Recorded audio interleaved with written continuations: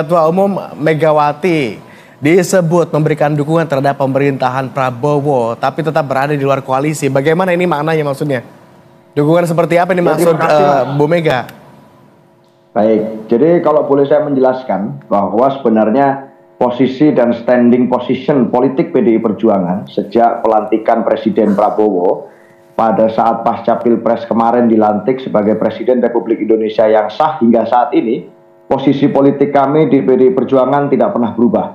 Bahwa kami sudah menyampaikan berulang kali, kami punya hubungan yang baik dengan Pak Prabowo, juga dengan kawan-kawan Partai Gerindra, yang dilandasi atas hubungan saling hormat menghormati yang dimiliki oleh Ibu Mega dan Pak Prabowo, sehingga sejak awal kami sampaikan bahwa kami mendukung pemerintahan Presiden Prabowo agar bisa mendeliverkan apa yang menjadi visi misi Presiden. Meskipun itu tidak berarti, bukan berarti harus selalu satu visi, satu pandangan itu harus satu rumah.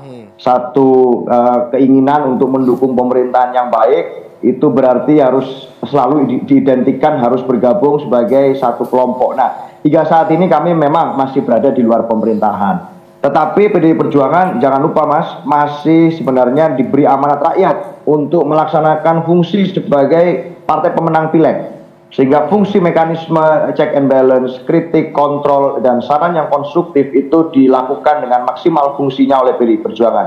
Buat kami itu juga adalah bentuk dukungan. Belum lagi ratusan kepala daerah PDI Perjuangan yang bertugas di eksekutif di berbagai daerah. Itu pun juga kami sudah menyampaikan sejak lama bahwa kami mendukung apa yang menjadi visi dari Presiden Prabowo. Karena hanya ada satu visi dan itu adalah visi Presiden. Maka dari itu dukungan itu tidak harus artinya berada di dalam pemerintahan, di luar pemerintahan pun seperti posisi kami saat ini, itu pun kami memberikan dukungan yang tulus sebagai mitra kritis dan mitra strategis. Itu Mas. Oke, mitra kritis dan mitra strategis. Ini menarik, ini coba kami garis bawahi, tapi saya mau ke pengamat dulu, ke Mas Agung. Dari kacamata Anda, Mas Agung, apakah ini dukungan normatif aja sebagai negarawan begitu? Atau ada isyarat politik tertentu? Walaupun tadi kalau kata Mas Aryo, nggak ada isyarat politik tertentu apa gitu. Kalau pengamat melihatnya seperti apa nih? Ya, saya kira pilihan sikap dua hal tadi ya, dua peran ganda tersebut, mitra kritis, mitra strategis, itu merupakan arahan yang objektif, rasional, dan realistis. Menimbang posisi tawar PDIP hari ini memang harus ya membuat posisi-posisi yang lebih unik, baru dan beda dari sebelumnya yang selama ini kita kenal dengan DNA sebagai oposisi. Ketika kalah Pilpres ya otomatis di luar pemerintahan sebagaimana dulu diatraksikan di zaman pemerintahan Presiden Susilo Bambang Yudhoyono, semacam itu. Jadi saya kira ini kompromi ya, kemudian toleransi dari teman-teman PDIP melihat situasi politik kita yang hari ini memang tidak menguntungkan PDIP. Karena hanya PDIP yang berada di seberang kekuasaan, dan saya kira itu yang cukup krusial, cukup dalam tanda petik merepotkan juga, karena beberapa waktu terakhir kan PDIP dalam tanda petik terus diganggu ya oleh beragam macam kekuatan-kekuatan di eksternal partai, sehingga pilihan dua sikap tersebut akan terus diorkestrasi sampai pada nanti momen kongres akan digelar. Kira-kira secara definitif PDIP akan seperti apa. Nah sekarang pilihannya memang dua, tapi saya melihat kecenderungan tone-nya itu lebih kuat ke mitra strategis, Mas Agung ya. Baru kemudian mitra kritis. Jadi kalau dipresentasikan 100% mungkin mitra strategisnya bisa jadi sekarang udah 60-70%. Ya, sisanya 30-40% mitra kritis. Seperti itu. Jadi lebih jauh secara taktis praktis kita lihat jubir-jubir PDIP hari ini, Mas Yano dan yang lain, lebih ramah, lebih kompromis, lebih. Emang sebelumnya galak itu kelihatannya, Mas Agung? Sering senyumnya, sering ketawanya, ya, sering ya hangat, adem, happy lah, Mas Agung, seperti itu. Nanti kita konfirmasi ke Mas Aryo kali gitu. Tapi ini saya mau coba sapa dulu Mas Herzaki Mahendra Putra nih, yang tampaknya juga sudah bergabung bersama kami dari Demokrat. Mas Zaki. Halo, ya, selamat malam Mas. Malam, Agung di sini Mas Zaki. Ada Mas Agung juga dari Trias Politika dan ada Mas Aryo juga dari PDIP. Lagi di jalan kayak Mas Zaki ya? Iya, mohon maaf lagi di jalan Mas, soalnya macet banget di Jakarta hari ini.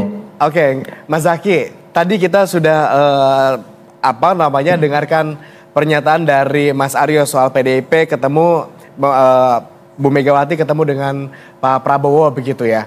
Tapi kalau tanggapan dari rekan-rekan sesama Koalisi Indonesia Maju begitu, adakah yang sudah angkat bicara soal pertemuan ini? Ya bagus, ini kan pertemuan yang sangat positif ya gitu. Bagaimana dua tokoh bangsa, dua negarawan. Kita juga tahu Pak Prabowo dengan Bu Mega ini punya hubungan pribadi yang sangat baik. Dan hari ini kita lihat bagaimana seorang presiden namanya Prabowo Subianto itu kemudian memilih untuk datang sowan dan berkunjung. Meskipun beliau ini kan adalah presiden yang biasanya dalam konteks ketatanegaraan itu didatangin, tetapi beliau menunjukkan sebagai seorang timur ya, sangat menghormati seniornya, sangat menghormati juga presiden sebelum beliau gitu. Sikap yang sama kan sudah boleh tunjukkan ketika beliau datang berkunjung ke Pak SBY, lalu juga berkunjung ke Pak Jokowi, dan ketika minggu lalu ke rumah Ibu Mega. Bagi kami ini suatu teladan yang sangat-sangat baik, sehingga bagi masyarakat hari ini melihat ada kesejukan yang ditampilkan dari para pemimpin bangsa ini gitu. Ya, sehingga bagaimanapun kita lihat di sini ada semangatnya persatuan, kebersamaan ya.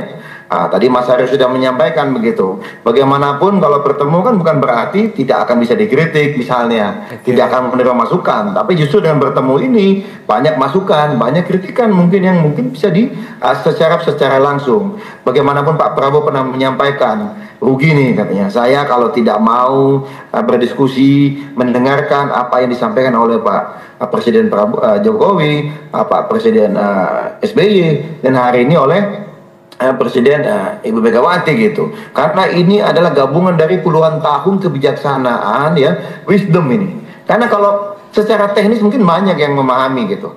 Tetapi kalau misalnya bicara mengenai pengalaman, kebijaksanaan, itu tidak mudah dan tidak bisa didapat kalau tidak pernah berada di pucuk tertinggi di pemerintahan di negeri ini. Nah tentu kan dengan pertemuan kemarin akan banyak hal ya, sharing-sharing ke depan juga mungkin yang bisa didapat Pak Prabowo juga bukan hanya dari Pak SBY atau Pak Jokowi, tetapi juga dengan Ibu Mega. Bagi kami ini sangat konstruktif buat politik negeri ini, bagi demokrasi, dan juga langkah Indonesia ke depannya gitu, menghadapi tantangan yang makin kompleks gitu. Oke, saya kembali ke Mas Aryo kalau begitu dari PDIP. Sekaligus juga Mas Aryo silakan konfirmasi tadi pernyataan dari Mas Agung, kemudian Mas Zaky juga. Ini wacana atau katakanlah pertemuan antara Prabowo dan Megawati sudah disebut-sebut sejak beberapa bulan yang lalu begitu ya, sudah lama. Tapi baru sekarang kemudian akhirnya terrealisasi. Mengapa sekarang? Ada momen apa begitu yang ditunggu? Ya terima kasih Mas. Saya rasa kalau soal itu saya tidak ingin bicara banyak tentang bagaimana pertemuan kemarin. Karena kita sudah melihat itu sudah terjadi dan suatu hal yang dinanti-nanti oleh banyak masyarakat Indonesia, publik Indonesia sejak lama mengantisipasi, dan momennya memang tepat di waktu Lebaran. Tetapi pada prinsipnya bahwa sikap PDI Perjuangan itu selalu konsisten.